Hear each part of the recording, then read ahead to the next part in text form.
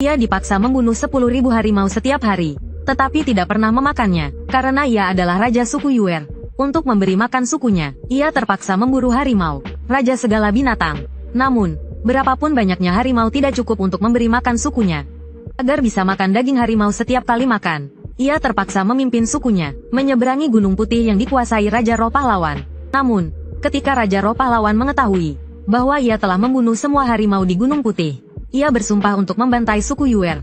Di bawah tekanan kekuatan spiritual Raja Roh Pahlawan, mereka hanya bisa dibantai seperti semut. Melihat sukunya terus-menerus mati di hadapannya, Raja Yuer akhirnya menjadi gila. Ia hanya ingin sukunya bertahan hidup. Itulah sebabnya ia memburu harimau. Apa salahnya, kau, Raja Roh Pahlawan, sekarang membantai sukuku? Apa bedanya dengan apa yang kami lakukan? Demi sukunya, ia dengan berani menyerang Raja Roh Pahlawan, berusaha mengulur waktu agar sisa sukunya bisa melarikan diri. Namun, kepalanya ditendang hingga putus. Sampai mati pun ia masih mengutuk Raja Roh Pahlawan. Namun, Raja Roh Pahlawan masih belum mau melepaskan sisa sukunya. Ia segera memerintahkan Jenderal Harimau untuk membunuh semua anggota suku Yuer yang melarikan diri. Penguasa hebat suku Yuer pun musnah. Semuanya awalnya berada di bawah kendali Raja Roh Pahlawan. Tetapi adiknya, Bai Mei, mengkhianatinya dan diam-diam menyelamatkan Raja Yuer. Sebelum pertempuran besar, Bai Mei memberi Raja Yuer sebuah pil. Setelah Raja Roh Pahlawan pergi, kepala Raja Yuer kembali tersambung. Kemudian, seorang misterius muncul atas perintah Bai Mei dan membawanya ke kubu Gunung Merah, musuh Gunung Putih. Namun, Raja Yuer yang dibawa ke sana disiksa hingga lebih buruk daripada mati. Semestinya ia hanya perlu istirahat beberapa hari untuk pulih. Tetapi seekor siluman babi menggunakan obat untuk mengubahnya menjadi senjata perang setengah manusia setengah binatang. Ia tidak hanya menderita siksaan fisik, tetapi juga kehilangan ingatannya. Pada saat itu, Huang Yaoshi, orang misterius itu, menemukan Raja Yuer.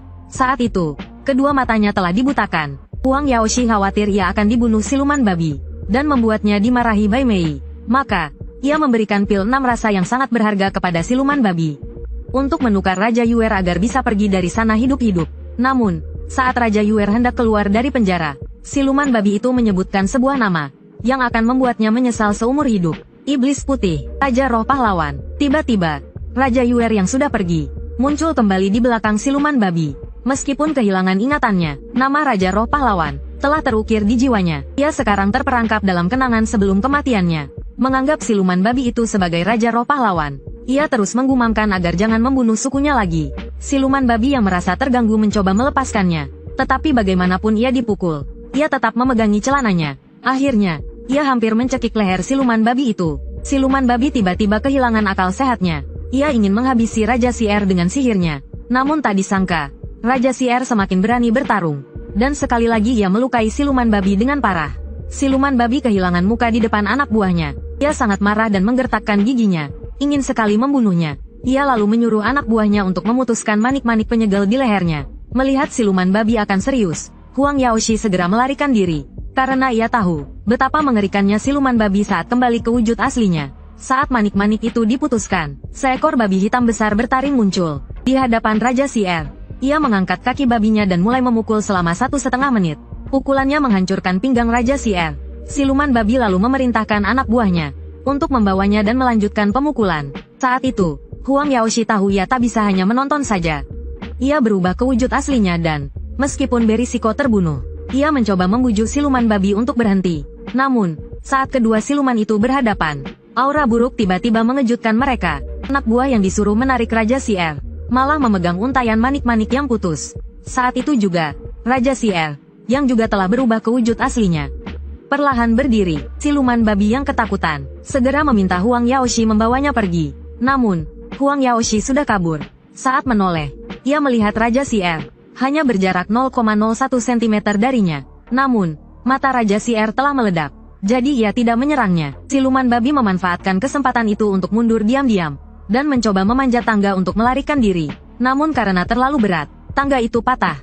Siluman babi ketakutan dan menoleh ke arah Raja Sier. Ia tahu ia tamat. Ia tak peduli lagi dengan pandangan anak buahnya dan melarikan diri. Sambil berlari, ia bersumpah akan membalas dendam. Namun tiba-tiba, sebuah cakar raksasa muncul di atas kepalanya. Raja Sier menekan kepala siluman babi dan menggigit ubun-ubunnya. Ia lalu melemparnya ke atas dan menyerangnya dengan ganas. Namun, siluman babi menunggu kesempatan ini. Ia menghindar dari serangan itu dan kaki babinya mengeluarkan api merah yang membara. Ia mengayunkan cakarnya ke kepala Raja Sier.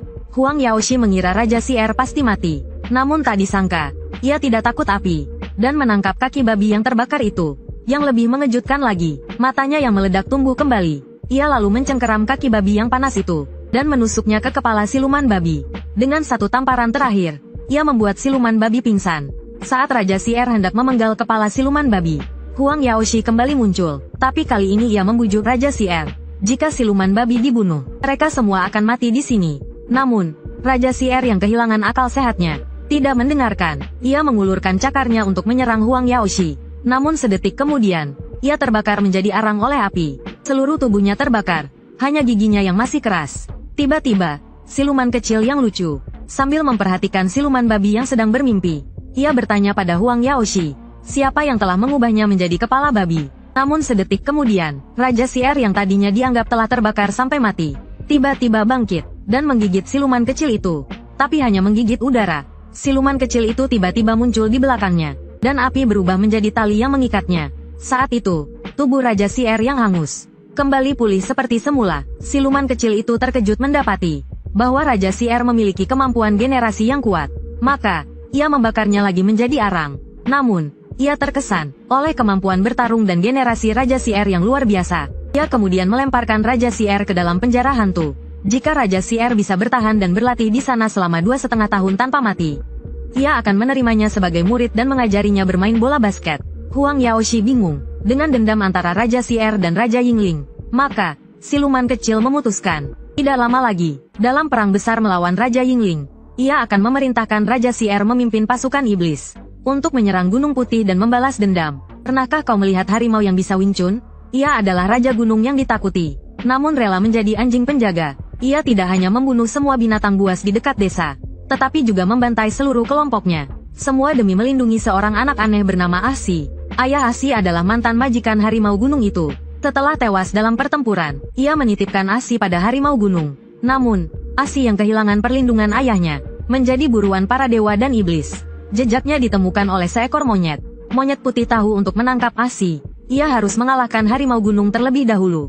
Maka, ia membunuh manusia dan menciptakan banyak hantu dendam. Lalu, ia merasuki kelompok harimau gunung dengan hantu-hantu itu, meningkatkan kekuatan mereka sekaligus mengendalikan mereka. Monyet putih mengendalikan kawanan harimau untuk menyerang harimau gunung, berniat mengalahkannya dengan kekuatan kelompok. Namun, ia meremehkan kekuatan harimau gunung.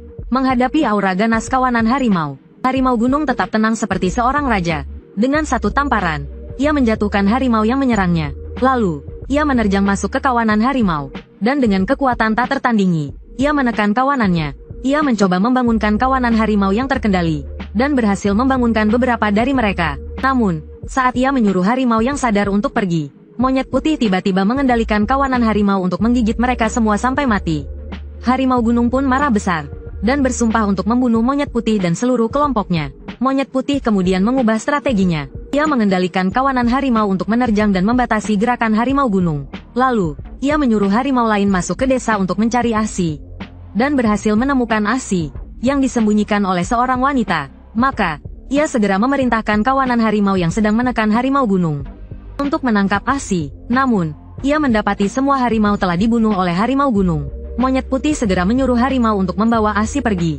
Saat itu, harimau gunung mendengar teriakan minta tolong wanita itu, dan ingin menolongnya. Namun tiba-tiba, sebuah cakar harimau yang besar menghalanginya. Seekor harimau yang lebih besar dari Sanjun muncul. Ia menatap Sanjun dengan ganas. Monyet putih itu tertawa puas. Harimau itu adalah Wuke, pemimpin kawanan harimau.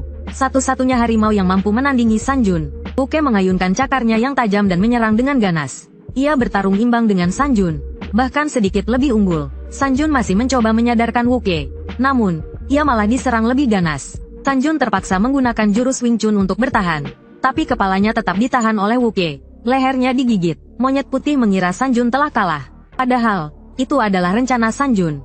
Tiba-tiba Sanjun bangkit. Ia membanting Wuke ke tanah. Saat Wuke menggigitnya lagi, Sanjun memutar kepala dan menggigit Zanggui di punggung Wuke. Ia merobek Zanggui. Tanpa kendali Zanggui, Wuke kembali sadar. Ia bertanya pada Sanjun apa yang terjadi. Sanjun menyuruhnya pergi. Namun saat itu, Wuke menyuruh Sanjun untuk lari. Seorang Sawujing muncul. Ia menyerang dengan tongkatnya. Wuke terbunuh seketika. Sanjun dipukul hingga muntah darah. Raja hutan yang perkasa, dipukuli seperti anjing oleh Shao Wujing. Sahabatnya dibunuh dengan tusuk gigi. Kekuatannya pun tak berarti. Ia tak mampu melawan Shao Wujing. Mata kanannya dibutakan. Ia dipukuli habis-habisan, hingga tak berbentuk, seperti mengangkat anjing kecil. Shao Wujing bersiap membunuhnya. Harimau itu berusaha melawan mati-matian untuk melarikan diri. Bahkan cakarnya melukai kedua tangan Laosa. Melihat lukanya, Laosa langsung marah besar. Dia menendang hingga pinggang harimau itu patah. Kemudian kedua tangannya mencengkeram kepala harimau. Sebuah serangan lutut langsung melumpuhkannya. Harimau itu tergeletak tak sadarkan diri di genangan darah. Saat Laosa merasa belum puas bermain, harimau itu malah menggertakkan gigi dan berdiri lagi. Membuat Laosa kagum dengan kemampuan pemulihannya. Harimau itu kembali mengambil posisi menyerang. Namun Laosa menyarankan agar dia menyerah sekarang, supaya bisa dibiarkan hidup. Namun harimau itu hanya membalas dengan tatapan tajam. Melihatnya keras kepala, Laosa langsung marah. Dia mengambil tusuk gigi kecil yang membunuh saudara harimau itu, dan mulai mengasahnya tajam dengan kukunya. Kali ini dia benar-benar berniat membunuh. Namun dia lupa bahwa harimau adalah pemburu alami. Semakin parah luka mereka, semakin besar tekadnya. Harimau itu dengan satu cakar mematahkan tusuk gigi. Serpihan hampir menusuk jantung Laosa. Tidak peduli berapa kali Laosa melemparnya, harimau itu selalu kembali menyerang dengan cepat. Serangan balasannya yang ganas melukai Laosa parah. Pada saat itu, Laosa mulai menyadari ada yang salah. Harimau itu justru semakin kuat dalam pertarungan, dan bahkan lukanya sudah sembuh. Laosa tidak lagi berani meremehkan, karena harimau itu sekarang, ia sudah cukup kuat untuk mengalahkannya. Namun, luka-lukanya sembuh seketika. Semangat juang Laosa membara. Ia melesat ke depan Sanjun, menyerangnya dengan cakar tajamnya. Saat Sanjun menghindari serangan, Laosa melancarkan tendangan salto yang mengenai punggungnya. Namun, Sanjun membalas dengan serangan yang lebih ganas ke arah Laosa. Sekali cakar, Laosa terbanting ke tanah. Saat Laosa menangkap kepala harimau itu dan mencoba menghancurkannya dengan tinjunya, tulang kaki di tangannya patah lagi. Tinjunya yang kuat hanya mengenai udara. Sanjun tidak menyia-nyiakan kesempatan ini. Satu tamparan hampir membuat kepala Laosa terlepas. Laosa memegang lehernya yang hampir patah dengan tak percaya. Namun, ia tidak peduli dengan lukanya yang hampir fatal. Ia hanya menatap nyeri tasbih yang berserakan di tanah. Sanjun menerkam lagi saat Laosa tertegun. Ia ingin menggigit putus lehernya, tapi Laosa tidak menghiraukannya. Ia malah menyuruh Sanjun untuk lari sejauh mungkin. Ia berusaha keras untuk melepaskan diri dari Sanjun. Namun, Sanjun menggigit lehernya dengan erat. Laosa akhirnya menyerah. Wajahnya tiba-tiba berubah menjadi seperti binatang buas. Tubuhnya berubah menjadi monster yang berdiri tegap. Dibandingkan dengannya, Sanjun tampak seperti anjing kecil. Monster itu menarik Sanjun yang menempel di tubuhnya.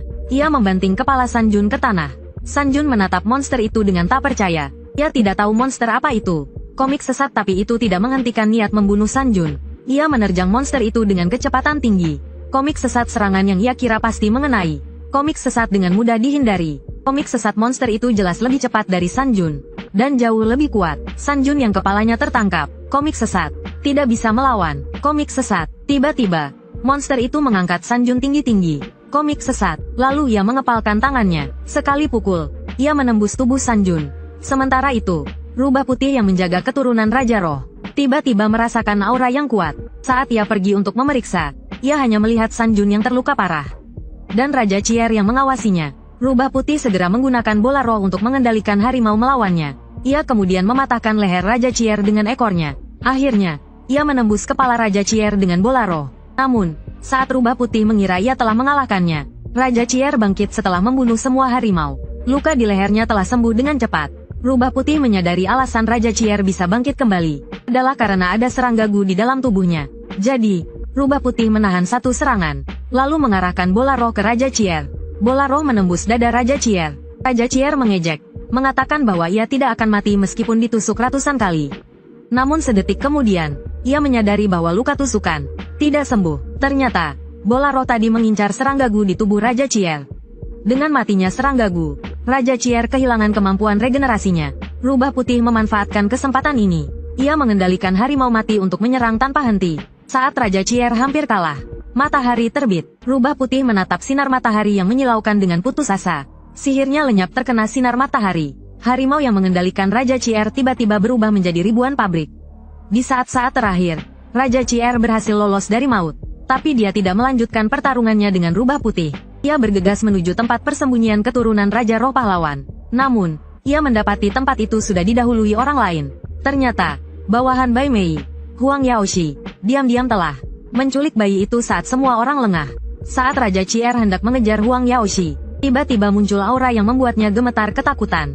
Sementara itu, rubah putih, untuk menyelamatkan Sanjun yang terluka parah, mentransfer mutiara roh kepadanya. Tanpa mutiara roh, rubah putih akan menjadi rubah biasa. Untuk menghindari masalah di kemudian hari, Raja Cier memutuskan untuk membunuh Sanjun, karena aura itu terlalu kuat. Tapi saat ia mendekati Sanjun, ia menyadari aura itu bukan berasal darinya. Seekor harimau humanoid seperti tank muncul di hadapannya. Raja Cier mengenalinya sebagai Wuke, Raja Gunung Putih, bawahan Raja Roh Pahlawan. Ia dapat berubah menjadi humanoid. Saat merasakan aura Raja Roh Pahlawan, ia lebih kuat dari Raja Harimau Sanjun. Wuke tidak menyerang Raja Cier, melainkan melihat sekeliling, mencari sesuatu. Tiba-tiba, tanda di kepalanya merasakan aura Raja Roh Pahlawan. Ia hendak mencari keturunan Raja Roh Pahlawan. Tapi Raja Cier tidak ingin ia berhasil. Ia mengerahkan seluruh kekuatannya untuk menjebak Wuke. Ia bahkan menggunakan jurus pamungkasnya, tubuh api. Tubuhnya dipenuhi api, membuatnya tak terkalahkan. Namun, tubuh api kebanggaannya dipadamkan Wuke dengan satu tamparan. Untuk menahan Wuke, Raja Cier bertarung seperti kecoa yang tak bisa mati. Ia terus bangkit meski berulang kali dijatuhkan. Akhirnya, ia membakar gunung untuk menahan Wuke. Namun, ia kehilangan satu tangannya. Saat ia mengira ajalnya sudah tiba, Wuke tiba-tiba kembali ke wujud hewannya. Ternyata, Huang Yaoshi telah membawa keturunan Raja Roh Pahlawan pergi dari Gunung Putih. Sehingga Wuke tidak bisa lagi merasakan aura Raja Roh Pahlawan. Raja Cier tertegun melihat Wuke dalam wujud harimau. Lalu, ia melampiaskan semua kekesalannya. Ia memukuli Wuke habis-habisan. Dalam wujud hewan, Wuke bukanlah tandingan Raja Cier. Saat lehernya hendak digigit putus oleh Raja Cier, Sanjun, yang diselamatkan rubah putih dengan mutiara roh, tiba-tiba muncul. Ia menggigit putus ekor Raja Cier dan menyelamatkan Wuke. Tanpa kemampuan regenerasinya, dan setelah bertarung berulang kali, Raja Cier sudah kelelahan. Tapi lawannya, Raja Harimau Sanjun, dan Raja Gunung Putih Wuke, ingin membunuhnya. Wuke yang impulsif menyerang Raja Cier lebih dulu. Tapi unta kurus masih lebih besar dari anjing. Meski kelelahan, Raja Cier masih terlalu kuat untuk Wuke. Ia langsung menindih Wuke dan menggigit putus lengannya. Jika bukan karena Sanjun, Wuke pasti sudah mati. Raja Cier sudah sangat lelah hingga hampir tak bisa membuka matanya. Ia mengerahkan sihirnya untuk serangan terakhir. Serangannya yang kuat membuat kedua harimau tak bisa melawan. Namun, ketahanan mereka melebihi perkiraan Raja Cier. Meski kuat, serangannya tak bisa menjatuhkan mereka. Seiring waktu, tenaga Raja Cier semakin melemah. Sanjun memanfaatkan kesempatan itu dan menggigit Raja Cier. Dan serangan terkuat Wuke yang telah dipersiapkan mendarat. Kerjasama kedua harimau itu sempurna. Namun, Raja Cier yang berpengalaman bereaksi lebih cepat. Ia langsung menggunakan Sanjun sebagai tameng. Namun, Raja Cier tidak pernah menyangka bahwa serangan Wuke dapat menembus Sanjun. Serangan terkuat itu langsung melukai parah Raja Cier. Raja Cier masih ingin membakar hidupnya untuk mati bersama. Tetapi, ia ditekan oleh kekuatan gabungan Sanjun dan Wuke. Akhirnya, Raja Cier yang kehabisan tenaga digigit kepalanya. Raja yang tangguh, Raja Yuer, resmi mengakhiri perannya. Ini juga menandai berakhirnya klan Yuer dalam sejarah. Namun, setelah Sanjun pergi, kepala Raja Yuer secara misterius tumbuh kembali. Ternyata, ada seekor serangga regeneratif di dalam tubuhnya, yang membuatnya abadi. Pada saat itu, Huang Yao yang bersembunyi di kegelapan, melihat Raja Cier masih hidup, segera maju dan mengembalikan kepalanya ke tempatnya, lalu memberinya obat rahasia yang membuat wanita tidak bisa turun dari ranjang selama 7 hari. Tetapi, saat dia sedang membalut Raja Cier, Wuke menyadari keanehan Raja Cier. Huang Yao segera menggendong Raja Cier dan melarikan diri. Tapi bagaimana mungkin tikus bisa lebih cepat dari harimau? Wuke menggunakan 3 kakinya untuk menghentikan Huang Yao. Ia menatap Raja Cier dengan takjub, melihat kepalanya yang perlahan sembuh. Lalu, ia mengayunkan cakarnya, ingin membunuhnya lagi. Tetapi tiba-tiba ia tidak bisa bergerak. Ternyata, Huang Yao mengendalikan hantu kecil untuk mengendalikan Wuke. Lalu, saat ia ingin merasuki Wuke sepenuhnya, ia menyadari bahwa hantu kecil itu tidak bisa masuk ke tubuhnya. Bahkan, hantu kecil itu menghilang karena aura yang dipancarkan Wuke. Huang Yao langsung gemetar ketakutan. Lalu, ia ditampar pingsan oleh Wuke. Namun, Wuke tidak merasa bahaya telah berlalu. Malah tiba-tiba menjadi tegang. Langit tiba-tiba dipenuhi awan gelap.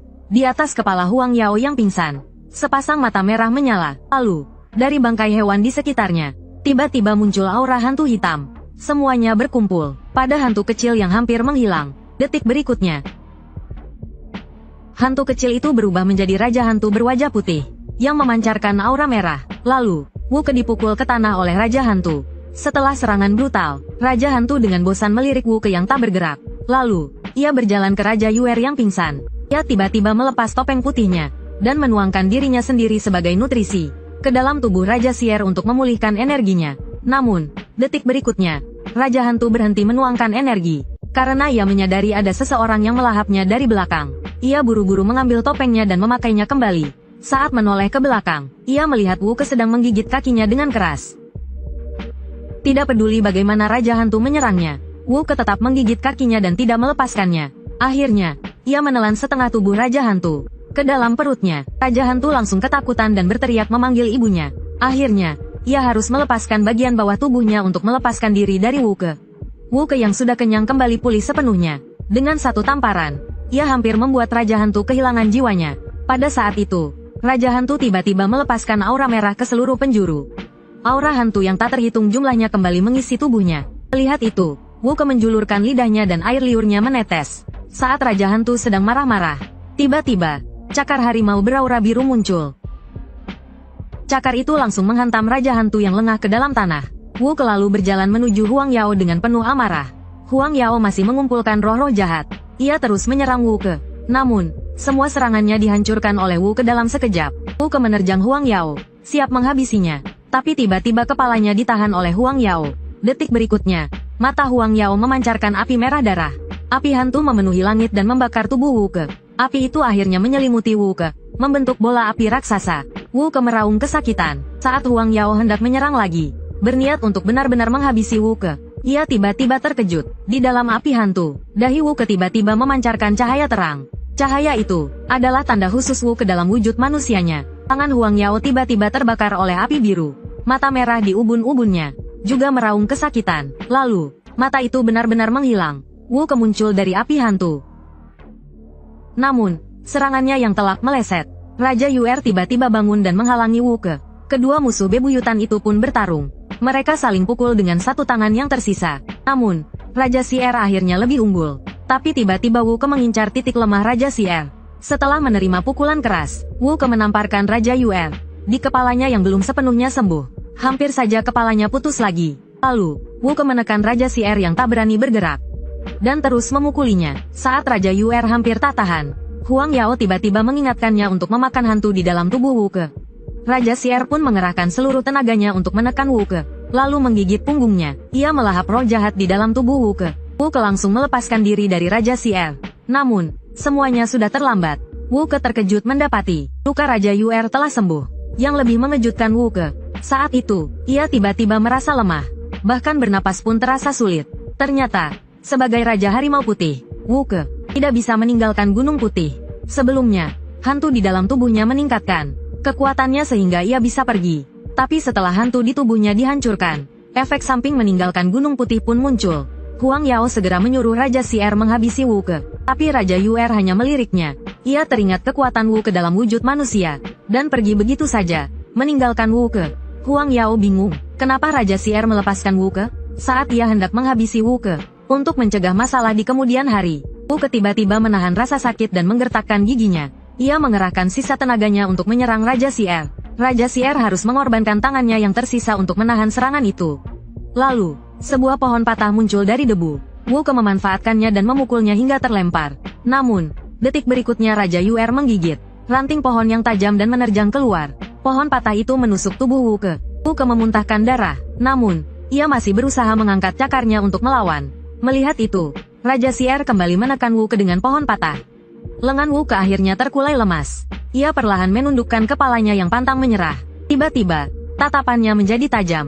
Ia membiarkan pohon patah menembus lukanya, lalu menggigit Raja Xier, mengumpulkan seluruh sisa tenatnya di cakarnya. Dengan segenap kekuatan terakhirnya, ia menyerang Raja Xier. Namun sayangnya, meskipun wajah Raja Xier hancur, ia masih hidup. Ia mengeluarkan obat yang belum ditelannya dari mulutnya, memberikannya kepada Huang Yao yang terluka parah dan pingsan. Lalu ia jatuh tersungkur ke tanah. Sementara itu, Wu Ke mencapai akhir hayatnya. Kenangan masa lalunya yang bahagia berputar di benaknya. Wu Ke, sang Raja Harimau, akhirnya menutup matanya. Namun, jiwanya diambil oleh Huang Yao yang telah siuman. Akhirnya, Huang Yao membawa Raja Xier pergi ke kejauhan. Dia adalah penakluk harimau yang telah berlatih selama 2,5 tahun. tetapi jatuh cinta pada siluman rubah dan memiliki seorang anak. Namun, saat dia pergi ke Jingyanggang untuk menaklukkan harimau, rumahnya diserang oleh sekelompok harimau. Istrinya terpaksa menunjukkan wujud aslinya dan melawan mati-matian, tetapi tidak mampu melawan Raja Sier dan hampir mati. Bahkan Raja Harimau Sanjun pun bukan tandingannya. Siluman rubah mengorbankan mutiara rohnya untuk menyelamatkan Sanjun, dan berubah menjadi rubah biasa. Ia memohon Sanjun untuk melindungi anaknya. Namun, saat Sanjun tiba, anaknya telah hilang.